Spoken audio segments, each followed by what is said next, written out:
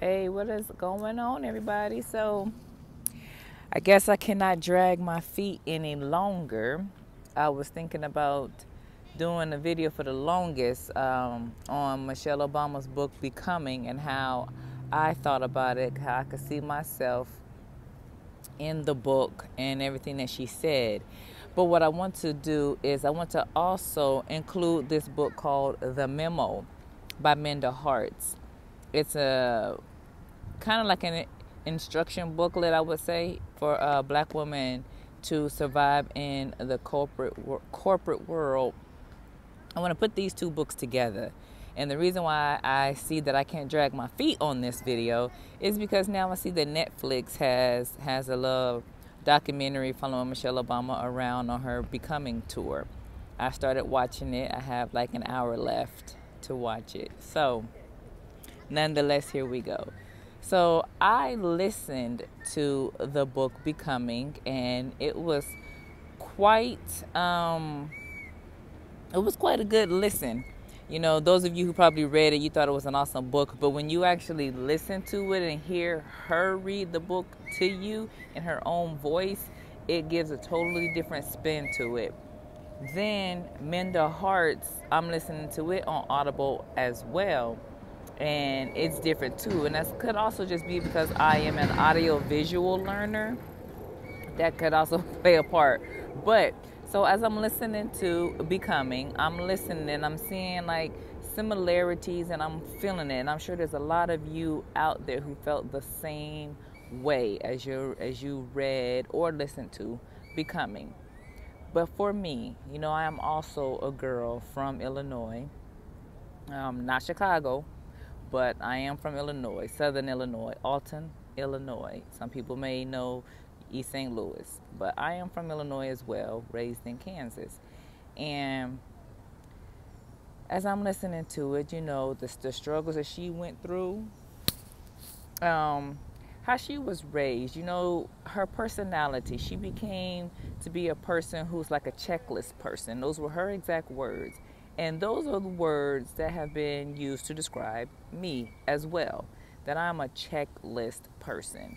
That I don't let things happen naturally. That I like to structure everything. And then if it doesn't happen in this order, in this way, that I struggle to adapt.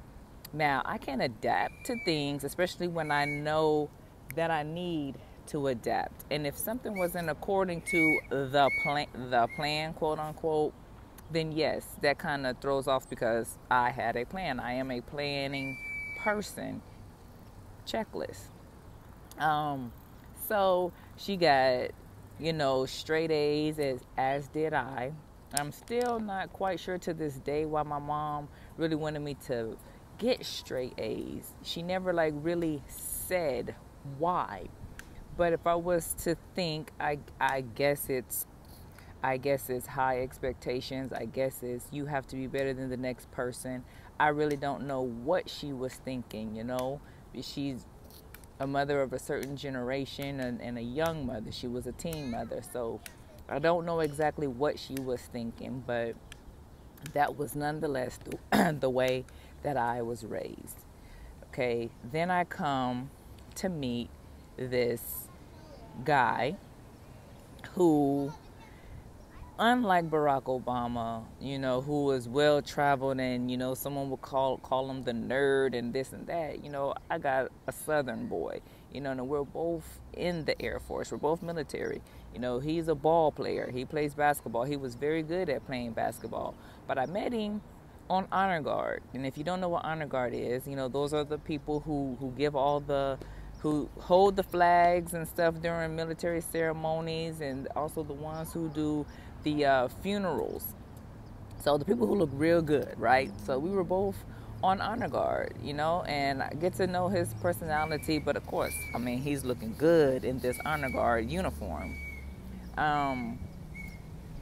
Getting to know him over time, you know, as he becomes a supervisor, it's just like she was describing about Barack Obama, you know, things that he's going through, only she sees, right?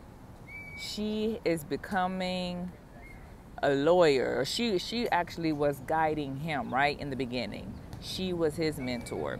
Okay, I wasn't my husband's mentor or anything, but like he didn't have a car when we first got together. So I was kind of mentoring him in some things in life, then he was mentoring me in others, particularly once he became a supervisor, right? And then he started to deploy. So then he got his breadth of experience in the world and in the military. But the fact that once he decided that he was going to run for Senate, how their lives changed. And y'all know the story. Y'all know how it goes.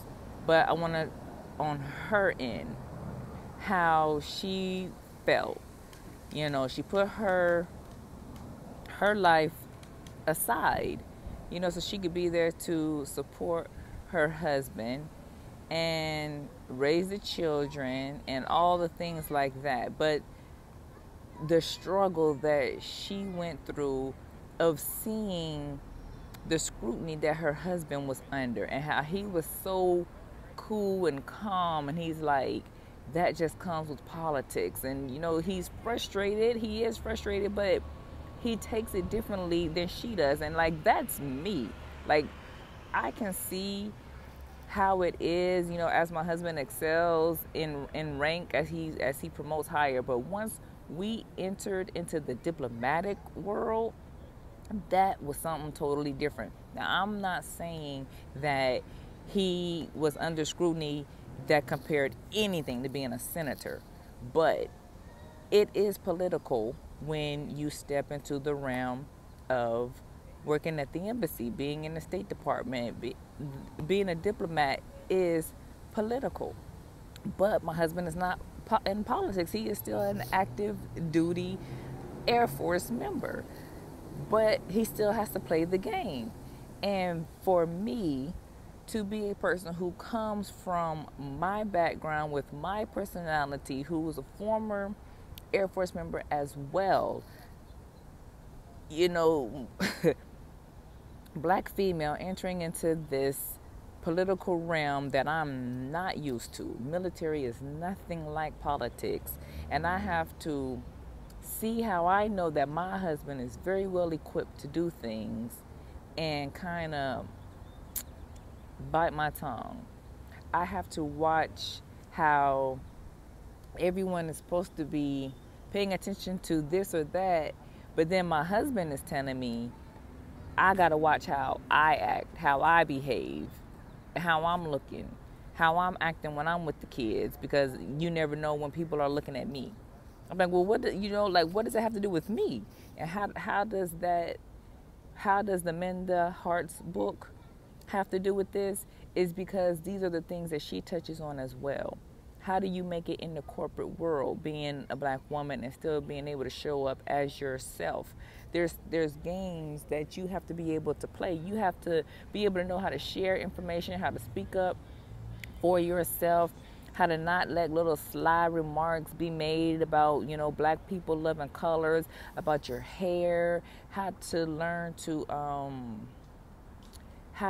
negotiate your contracts and things like that, things that I did not know. Now, I also worked in the embassy for a short while, and I felt, basically, to just sum it all up, basically, like, I couldn't play the game. I really couldn't. I couldn't play the game that I needed to play to make it in the corporate world, or to make it in the political world, or the diplomatic world for that matter.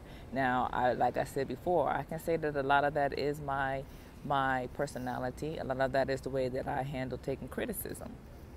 But again, as Michelle Obama talked about, you know, taking criticism, is just totally different how the criticism is handed to you, to us black women. If I feel that, you know, the job requires for me to do a certain thing that I am qualified to do, when I was trained, I was told that I'm supposed to do this, and I am trying to do this, but you will not allow me to do it. You're not letting me check off my list then I'm going to struggle. And especially if you're not going to sit down and talk to me, you're not going to talk me through this, I'm definitely going to struggle. And I'm not going to be able to, at the same time, perform that and then also sit there and watch how my husband has to continue to be a military member in this political world for the betterment of, two countries. It's very hard. You watch Michelle Obama, how she gracefully is biting her tongue. She's standing out there on the podiums, on the stage. It's so beautiful. But she struggled. And then she had to find a way to make the First Lady position her own. She made it. She found her passion, the things that she loves to do, and the things that she does very well. And there's no one who can tell her how to be the First Lady. And she made that thing happen. And the position that I was in the embassy, I guess really there is no one way to tell someone how to hold that position, the community liaison office. But without the guide there to help and tell you how to make that position your own, how to say forego everything that people are saying and doing and making you feel, make that position your own, it's quite different, and being a Chloe and being a First Lady are two totally different things, because can't nobody remove her from being the First Lady. She's going to be that. Now, I wasn't really going to be removed from being the Chloe. I chose to resign, but I also did not have to be in that position. And being a military spouse versus being a diplomatic spouse, a working diplomatic spouse, that was quite an adjustment that isn't easy to do.